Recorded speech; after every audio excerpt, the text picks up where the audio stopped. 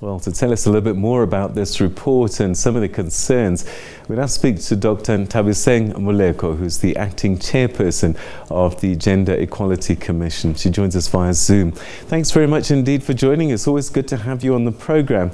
This report that's come out, what informed finding out these issues anyway? Oh, excellent. Thank you for having me, and a very good evening on this very cold night. So what we did was a methodology that looked at least 40% of the GBV hotspots, but also just to have a proper, reliable and valid sample across the country.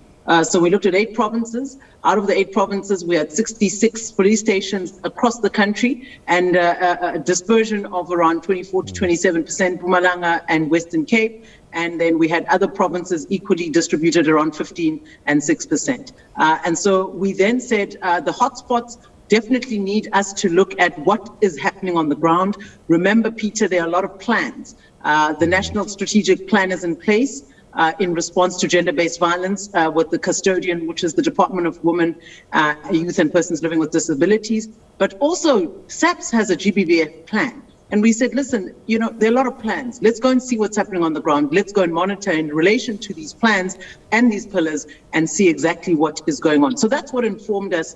We also informed by our own assessment of the Emergency Response Action Plan. And I think that before another summit is announced, we must make sure that how far have we come? Because summits usually are announcements of interventions and programmatic areas and not implementation. What we need to do is when we plan for summits is we must know how far have we come before we get told what new promises are being made. So this is what informed us, Peter, if I can summarize. All right. We saw some of the results in the report there, but I just want to make it more personal. And let's just assume that I'm a victim of gender-based violence. I'm a woman.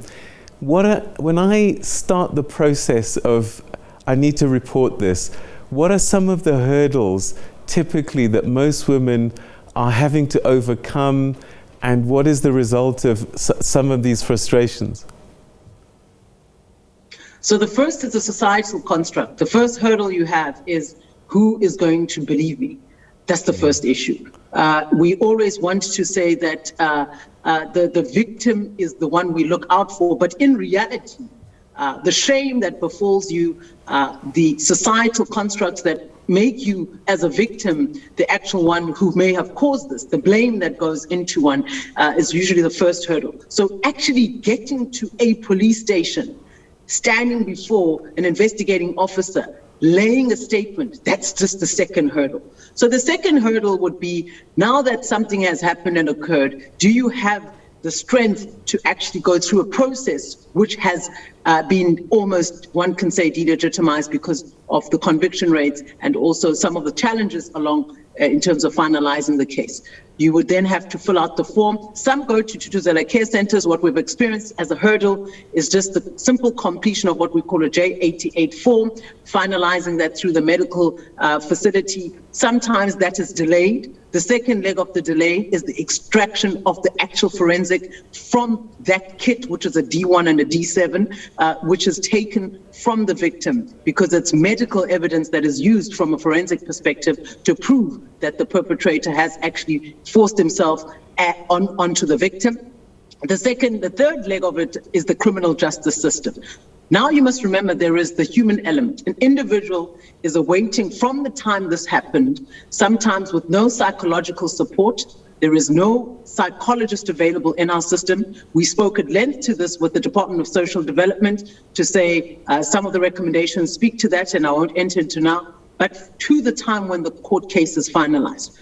Our findings suggest that the victim, again, is disadvantaged because of the lengthiness of these court cases. Sometimes they're withdrawn, there are sometimes acquittals, or they have to be dropped pending finalization of evidence because the prosecutor cannot continue from the court process. So these are some of the limitations. Yeah. And you can remember in that process as well, what happens to the victim? How is this case being handled, frustrating the victim?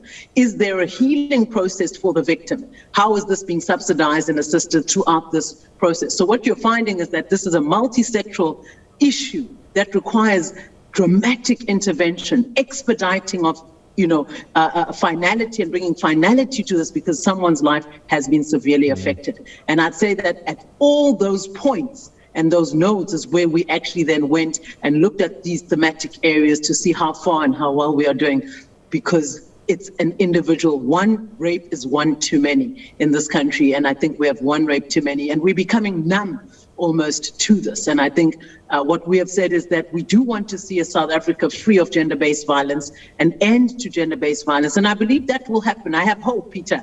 I believe you me, even though we've seen the things we've seen, we want to put in place solutions. And I think that what we emphasized from this report are the solutions on each of the pillars, what can be done, and we emphasize those solutions. And particularly, I want to push this issue of prevention.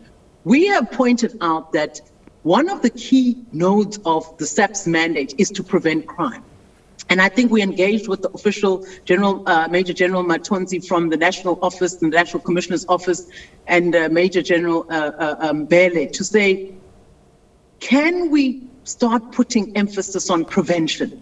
Can we look at evidence-based programs that prevent violence?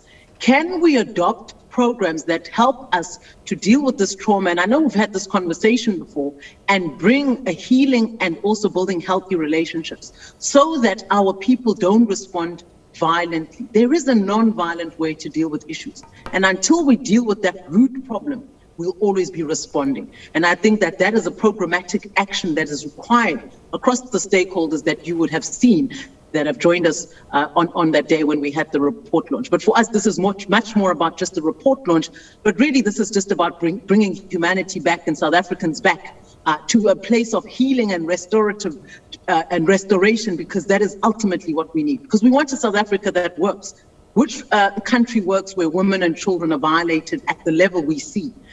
There's no country that can function like this. So I think it requires effort, like we saw with this pandemic, but also just a multi-sectoral approach where you put resources and you prioritize efforts to ensure that this is actually brought to an end. Dr. Moleko, that's where we'll leave it. Thank you very, very much indeed. And let's hope that everybody picks up on this report and that it does inform future discussions. Thank you so much indeed for your time.